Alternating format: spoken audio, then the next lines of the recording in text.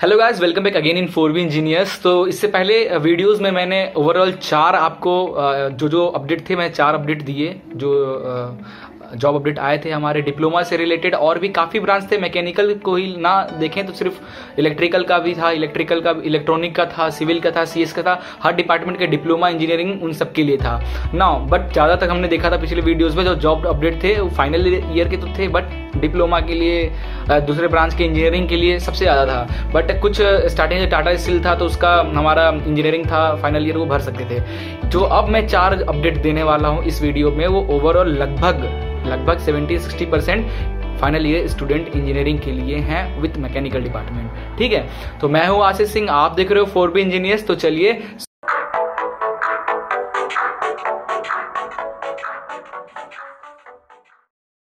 पहला जो हमारा जॉब अपडेट है वो है एम्स के थ्रू से बहुत ज़्यादा क्वांटिटी में भर्ती आ रही है, जो हमारी all India institute of medical science Bhopal की जो है उनके लिए। इसमें जो फैसिलिटी वगैरह है वो सब आपको मैं अभी बताता हूँ। बाकी अगर आपको डीपली डिटेल जानना होगा, एप्लीकेशन फॉर्म भरना होगा, तो मेरे PDF को ओपन करना।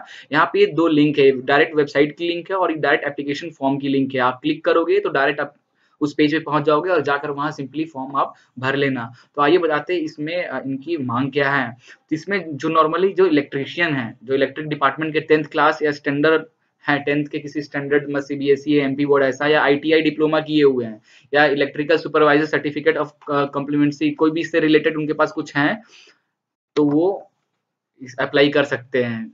टोटल 6 सीट्स हैं इसमें, ठीक है, जिसमें जनरल के लिए 5 सीट और OBC के लिए 1 सीट यहाँ दिख रहा है। नाउ गैस पंप और मैकेनिक के लिए यहाँ पे 10+2 मांग रहा है इन साइंस से विथ 5 ईयर एक्सपीरियंस। तो ये थोड़ा सा है ज्यादा कि ये 5 साल एक्सपीरियंस आपसे मांग रहा है। सिर्फ 2 सीट है इसमें।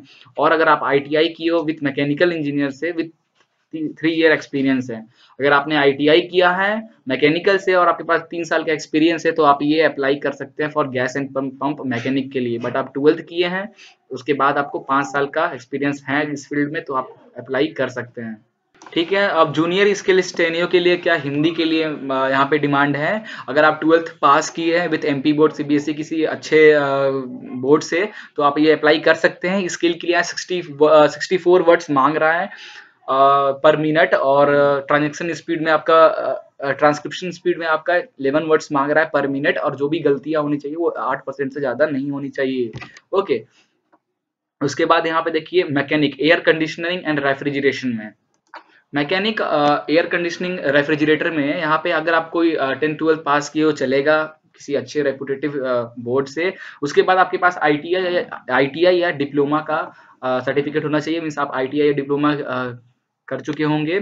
उसके बाद आपको 2 साल का एक्सपीरियंस चाहिए installation and maintenance refrigerator and AC condition में। तो यहाँ पे 6 सीट है, तो जिनके पास ये है तो ठीक है। अदरवाइज मेन तो हम बात करने, इसकी जो लास्ट डेट है, इसका लास्ट डेट है 15 तारीख को, 15 फरवरी को ये लास्ट डेट है। तो उससे पहले जो भी इसमें कैटेगरी में आते हैं तो प्लीज वो भर लें। इनकी जो सैलरी वगैरह है वो आप देख सकते हैं, पूरी सैलरी का यहाँ पे डिटेल पोस्ट है। एप्लीकेशन फी 1000 रुपए है इसकी मेन एप्लीकेशन फीस, और ये एम्स भोपाल में के थ्रू आप पेमेंट करेंगे। ठीक है, नाउ सिलेक्शन प्रोसीजर क्या है इसका। मल्टीपल चॉइस क्वेश्चन, सिर्फ MCQ क्वेश्चन आ रहा है। Skill test be conducted after MCQ test, फिर आपकी इंटरव्यू होगा एंड देन आप डायरेक्ट सिलेक्शन प्रोसेस में आ जाएंगे। नाउ अगला जो हमारा आ रहा है ज्वाइन इंडियन कोस्ट गार्ड। ये जो जॉब है वो खासकर डिप्लोमा वाले के लिए है, जो डिप्लोमा इलेक्ट्रिकल, मैकेनिकल, इलेक्ट्रॉनिक या टेलीकम्युनिकेशन से किया है उनके लिए बहुत अच्छा है, वो इजीली अप्लाई कर सकते हैं। तो इसका जो फंडा है ये है कि एज लिमिट आप 18 से 22 साल के बीच में होना चाहिए आपका एज। ठीक है, और पे अलाउंसेस ऑन ज्वाइनिंग करने पे आपकी जो होगी वो 29,200 होगा एट लेवल 5 पे। इफ यू आर पेड यांत्रिक पे रुपीज, इट मीन्स आपको जो भी अलाउंसेस वगैरह है वो सब भी आपको यहाँ पे मिलेगा। उसके बाद आ रहा है सेंट्रल वेयर हाउसिंग कॉर्पोरेशन से, ये थोड़ा इंटरेस्टिंग है। यहाँ पे आप मैकेनिकल इंजीनियर अगर आपने BE BTech की कर चुके हैं या फिर फाइनल ईयर में है तो आप यहाँ पे अप्लाई कर सकते हैं। तो ये अगर ऑफिशियल वेबसाइट चाहिए तो यहाँ क्लिक करना, आपको डायरेक्ट ऑफिशियल वेबसाइट पे चले जाओगे। आफ्टर दैट अगर फॉर्म भरना है तो यहाँ क्लिक करना इस पे, तो आप डायरेक्ट फॉर्म भरोगे। तो ये फ्रॉम 15 Feb तक, मीन्स ये आई थिंक ये 15th central where housing corporation की जो ये है ये 15 फरवरी से स्टार्ट होने वाली है।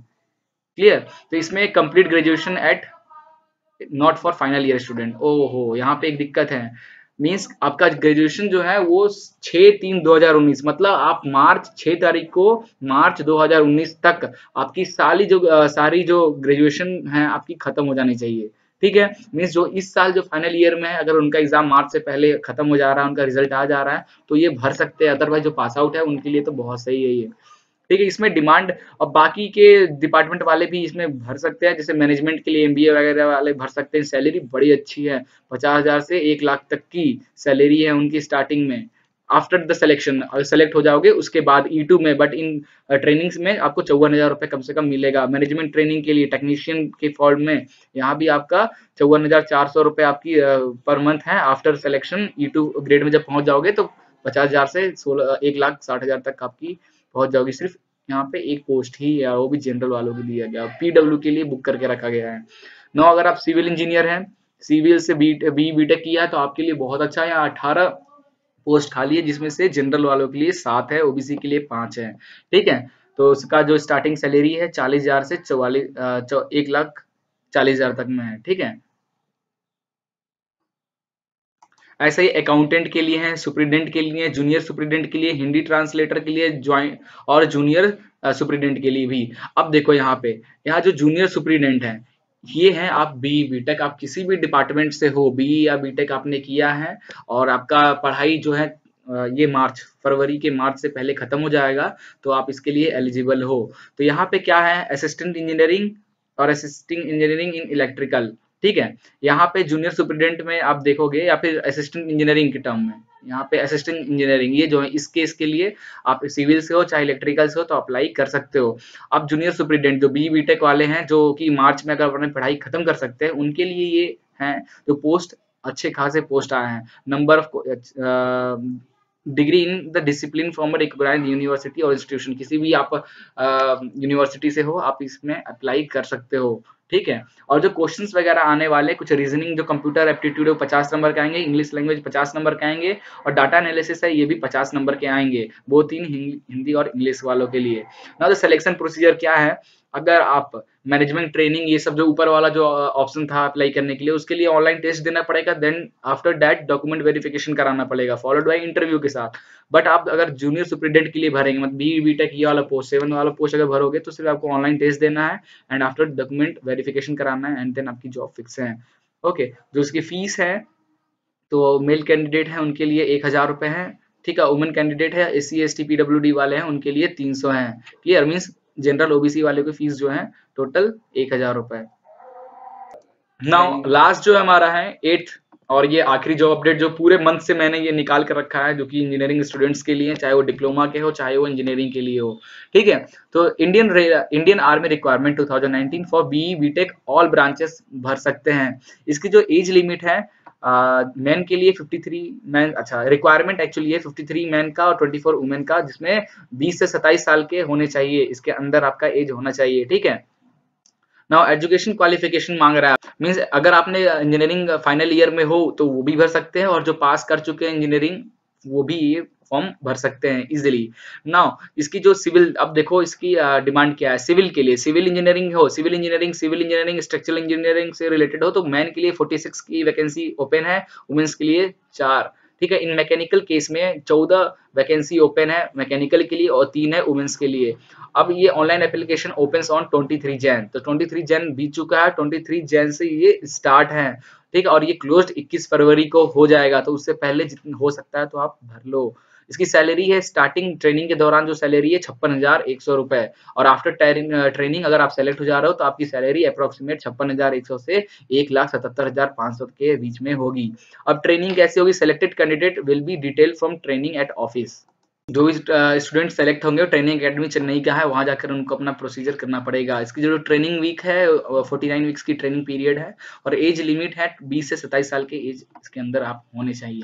ओके, सिलेक्शन प्रोसीजर क्या है, candidate will be short listed for SSB interview, SSB interview के थ्रू आप सेलेक्ट हो गए। आफ्टर डेट ये 4-5 दिन का खेल चलता रहता है, यहाँ पे आपकी आई टेस्ट आपका फिर फिजिकल सब कुछ देखते हैं, उसके बाद जाके आप कहीं जाके सेलेक्ट हो गए, देन आपको ये मौका मिलेगा यहाँ पे करने के लिए।